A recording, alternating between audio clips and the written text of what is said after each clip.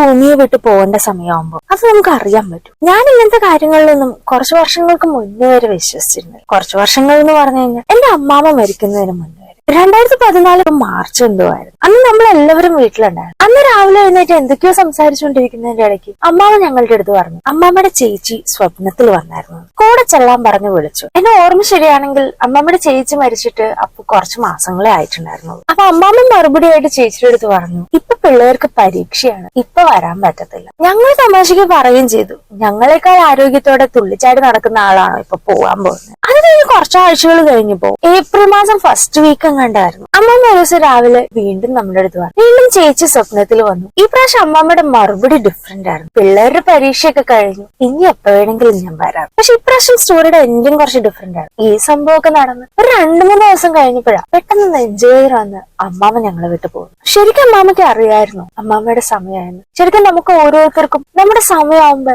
അങ്ങനെ ഒരു ഹെഡ്സപ്പ് തരും. ഓർ മേ ബി ഇതെല്ലാം ജസ്റ്റ് ഒരു കോയിൻസിഡൻസ് ആണ്.